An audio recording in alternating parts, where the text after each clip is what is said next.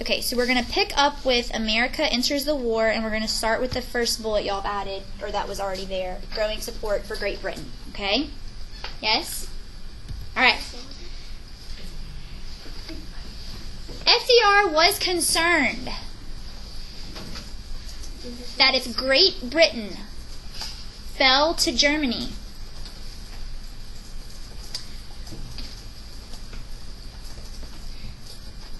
that Hitler and the Axis powers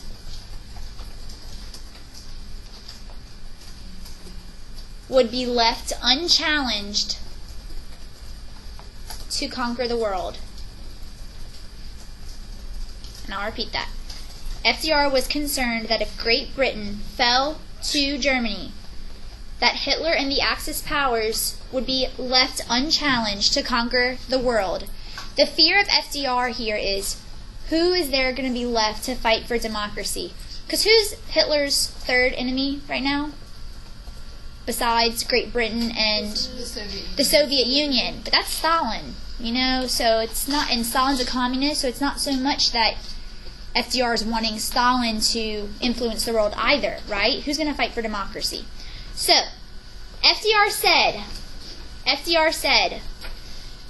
to defeat the Axis,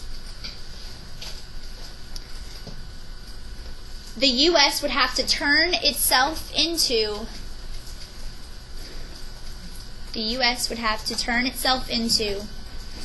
a great arsenal of democracy.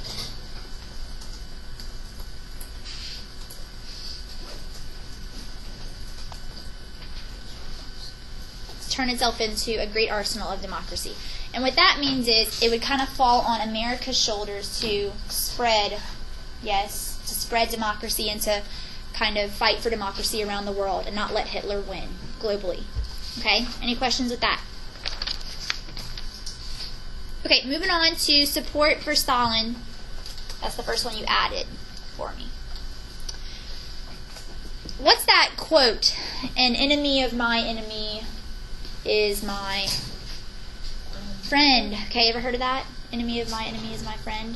Think about it. You know, do we really like Joseph Stalin very much? No. You know, he's a communist. He throws people into Siberia. He kills them.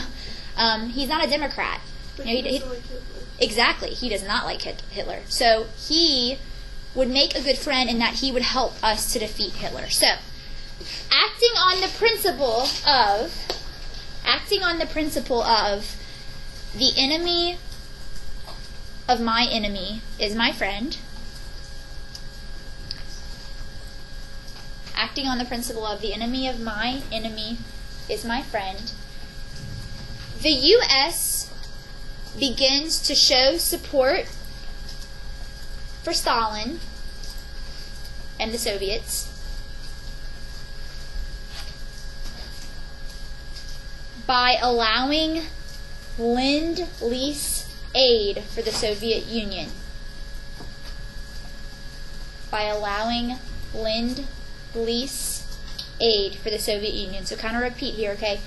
The U.S. began showing support for Stalin and the Soviets by allowing Lend-Lease aid for the Soviet Union. God bless you. Remember, that is when we allowed Great Britain to buy the war materials from us, but not having to pay us until after the war. We're going to show that same respect now to the USSR, the Soviet Union. Yes? Yes.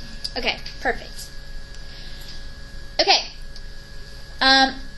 The last thing I want to discuss today, and that will be on your quiz tomorrow, this will be the last section that will be on your quiz tomorrow, is FDR plans for war. FDR met with Winston Churchill. He's the Prime Minister of where? Great Britain. Great Britain, good. FDR met with Winston Churchill to discuss plans for war should the United States enter it.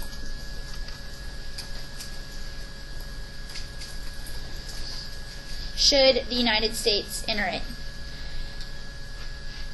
Because is America at war yet? No, Pearl Harbor hasn't occurred, but yet FDR is sensing that Germany may be the one to drag us into this fight soon. Okay? So, FDR and Churchill sign a document called the Atlantic Charter, Atlantic Charter,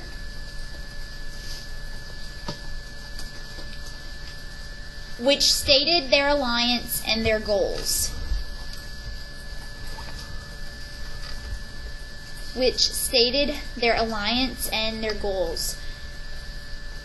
So, there are a lot of conspiracy theories out there about FDR, that he was, at this point, kind of pushing America in favor of war, mainly because of course, promoting democracy and being afraid that Hitler would get away with abolishing democracy in Europe, but also because war and wartime creates jobs and things like that. Now, am I telling you that FDR planned Pearl Harbor? Absolutely not. Okay, that happened on its own. But if Pearl Harbor had not have happened, who knows what he would have had to do to convince America to want to go to war against Hitler in Germany. Okay? Any questions about this? Okay, this is going to be the end of the material that you need to study for the Chapter 21 quiz tomorrow. How many scissors did I see?